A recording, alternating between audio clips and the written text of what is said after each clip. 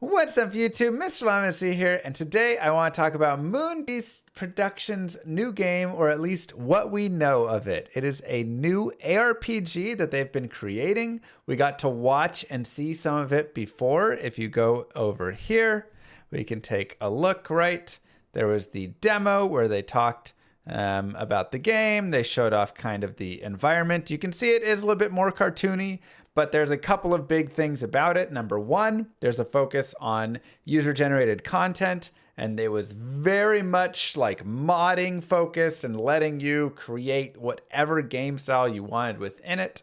Obviously, this is early alpha show, so, that. And two was the destructive world where you could literally go and blow up or build or do whatever. So it's kind of like Minecraft within an ARPG. I thought it was an interesting take on it for sure. Definitely some concerns I had. The biggest one was it didn't seem like they had much in the way at the time, at least, of like what the ARPG exactly was. But they were just kind of building a cool world where you could do a lot of stuff and you could really shift this entire world and create massive castles and all sorts of stuff. So we got to watch a little bit of that, but there was an article that did come out that they shared, and it was, I just realized I had the article and then I went away from it. Here we go. Right here. So they raised $4.5 million for their ARPG. It is a smaller indie studio, and we can read a little bit about it. So it comes from Phil, Peter, and Eric, some OG Diablo 2 guys. Again, you can look right here on their site and see kind of the games that they've worked on. Diablo, Diablo 2, Nox, D2LOD, D3, Hellgate London, Torchlight, Torchlight 2, Marvel Heroes Online. So they have kind of a wide breadth of experience in some of these older RPGs. But they received their funding by 1AM Gaming, and it's joined up by 1UP Ventures, Minifund, Overwolf, Versus Ventures, and then some angel investors, including Gangels, Co Carnage, and Mark Pincus. So pretty cool that they got Co on board. Love me some Co, but good on them for being able to secure some funding. It is an investment to accelerate their development, blah, blah, blah. Obviously, they have kind of, I'm going to summarize a little bit for you. The piece here, you can read along, but the piece is big budget AAA titles dominate the market, and they want to create a newer, fresher game within it. And I can agree with that. I mean, that was what drove me to make my game, Llama RPG. That's obviously still in development as well, but that was the same idea that I had. Was it feels like a lot of these are very formulaic and just not really creating a big splash in any way. Now, we do have Path of Exile 2 that did enter recently, and I thought it's done a decent job for sure within the ARPG scene, but it is still staying more in ARPG, and this I feel like does kind of go back what they're doing a little bit to the older style of like, again, the user-generated content, right? So there's Peter. They don't have the name yet for the game, at least not anything to release, but they're kind of exploring an alternate trajectory for ARPGs, one that wasn't possible with the technology 2 decades ago, and I think this, again, is revolving around so much of the user-generated content, and if there's I'm creating a server, you're creating a server, creating ways for our servers to mash up potentially. I mean, I think there could be a lot of different paths you could take within it. So they got their funding right there. They just want to get their name out, let people know they're alive and well, cranking forward. The pitch, this is one thing that's potentially concerning. The pitch was appealing to some investors in part because it wasn't focused on the most hardcore players, even though it's an action RPG. It's an RPG that everyone can play. That does concern me in some ways. Not every way, because it's possible they're saying, look, this isn't going to be Path of Exile 2, right? Or Path of Exile 1 or whatever, where it's going to be like really hardcore. But when you say it's an RPG everyone can play, my immediate thought is like, oh, it's like Diablo 3, Diablo 4, like everything's handed to you, all of that.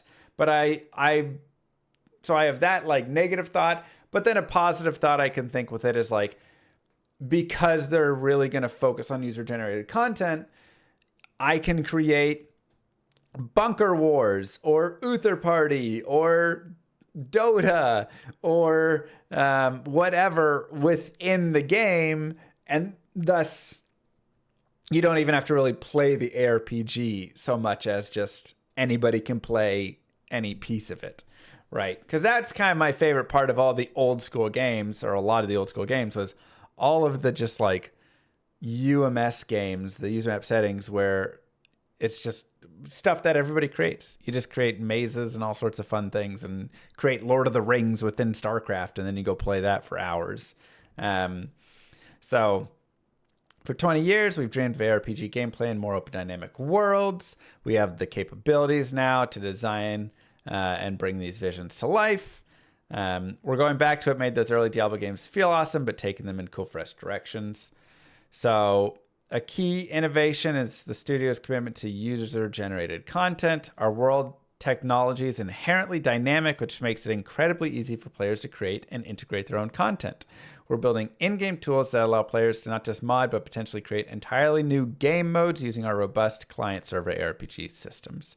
And that was something that we were able to see. If you go over like here, you can see him doing a lot of just like modifying within the editor, to modify all that. There's just all sorts of tools for editing the world and creating it, which I do think is really great. So I do love that part a lot.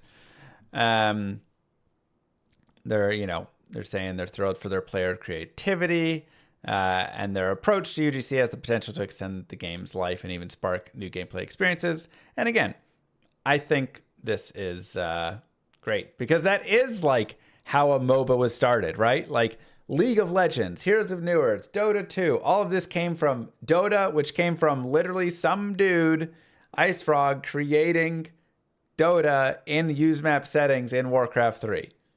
And then it just all expanded from there. So that's their focus, is going to be on user-generated content. And I'm excited for that part for sure. They're not chasing trends, expertly crafting a unique experience that could genuinely expand the genre. A lot of buzzwords in here. You know how it is. The studio plans to reveal more details about their new project early in 2025. It wasn't Ice Frog initially? Okay, well, whoever the initial person was. I thought it was Ice Frog all the way. Okay, he picked it up later. I think the fans of our original Diablo games will find a lot to love. I'm also super excited about the new ways we're shaking it up. There's Eric. It's been a journey. We were very small for a long time, built a lot of the core tech, which is what we kind of got to see. And when we talked to them, that was the thing. It was like, we have core tech. What are we doing beyond it? So it seems like now they've experimented with a couple of game ideas. We've had this idea of including creators in our plans. And then we're, figuring out the core ARPG and trying to figure that out. So it's not going to be a clone of Diablo, but they're going to try and create their own new experience and not bite off more than they can chew, which I think is a good idea. Yule was the first Dota guy. Good to know. And that's what we got. So Moonbeast, untitled ARPG, more announcements, 2025. Name, release date, all those pieces. Definitely something to look forward to. Again, it's, the old Diablo guys. You always got to give them a little love and see what they're cooking up, because honestly, like, even when you get into stuff like Hellgate London, Marvel Heroes Online, like, these games were kind of underrated. They obviously didn't have the success of Diablo 2 and stuff. They were a little buggier and had their issues, but kind of underrated games overall. So I'm excited to see what comes of all of it. So I'm sure we'll chat with them more and have more fun, reviewing the game and stuff in the future. But that is all we have for today. So don't forget to like and subscribe, YouTube. I will see you guys tomorrow for some more content, more whatever. We'll have it out there. Peace.